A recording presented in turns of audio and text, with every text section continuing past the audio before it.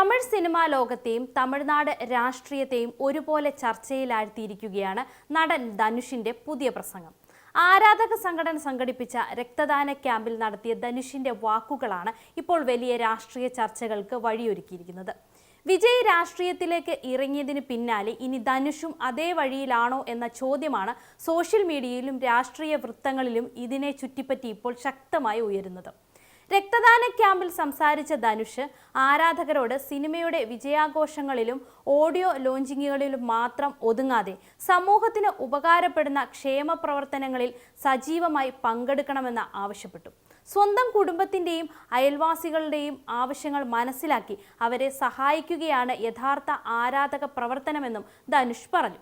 ആരാധകരുടെ ഐക്യത്തിന് വലിയ ശക്തിയുണ്ടെന്നും ആ ശക്തിക്ക് വ്യക്തമായ ലക്ഷ്യവും ദിശയും വേണമെന്നും ധനുഷ് പറഞ്ഞു. ഈ പ്രസംഗമാണ് ഇപ്പോൾ വലിയ ചർച്ചയ്ക്ക് കാരണമായിരിക്കുന്നത്. കാരണം തമിഴ് സിനിമയിലെ മറ്റൊരു സൂപ്പർ താരമായ വിജയ് രാഷ്ട്രീയ പാർട്ടി പ്രഖ്യാപിക്കുന്നതിന് വർഷങ്ങൾക്ക് മുൻപ് തന്നെ തൻ്റെ ആരാധക സംഘടനയായ വിജയ് മക്കൾ ഇയക്കം വഴി നിരവധി സാമൂഹ്യ സേവന പ്രവർത്തനങ്ങൾ നടത്തിയിരുന്നു. അതിനുശേഷമാണ് അദ്ദേഹം രാഷ്ട്രീയ പാർട്ടി രൂപീകരിച്ച് സജീവ രാഷ്ട്രീയത്തിലേക്ക് കടന്നത്.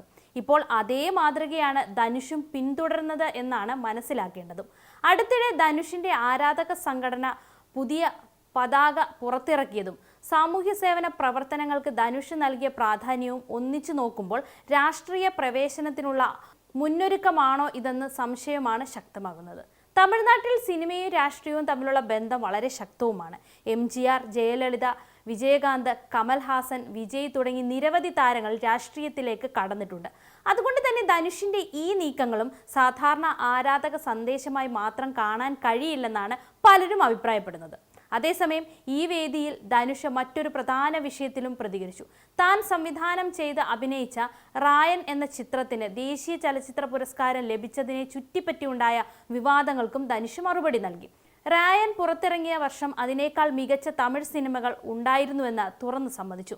വടചെന്നൈ, കർണൻ, പുതുക്കോട്ടൈ 3, മരിയൻ തുടങ്ങിയ ചിത്രങ്ങളിലെ തൻ്റെ പ്രകടനങ്ങൾക്ക് ദേശീയ പുരസ്കാരം ലഭിച്ചിരുന്നില്ലെന്നും ധനുഷ് പറഞ്ഞു.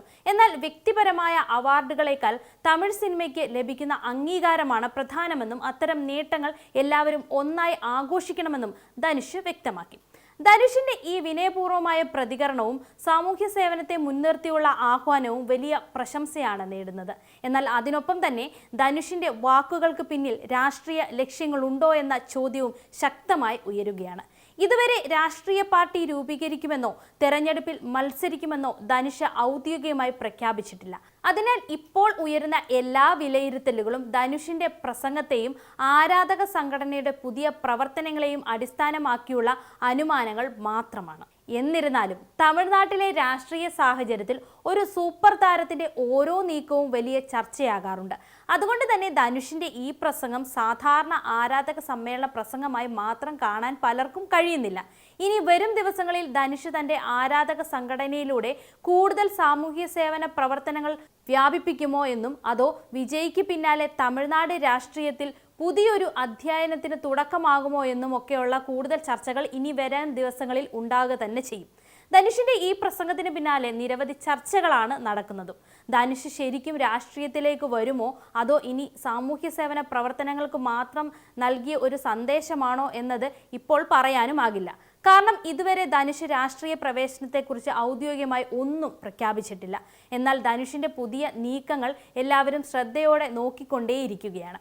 ഇനി ധനുഷിന്റെ അടുത്ത തീരുമാനം എന്തായിരിക്കും എന്നറിയാൻ ആരാധകരും രാഷ്ട്രീയ നിരീക്ഷകരും ഒരുപോലെ കാത്തിരിക്കുകയാണ്.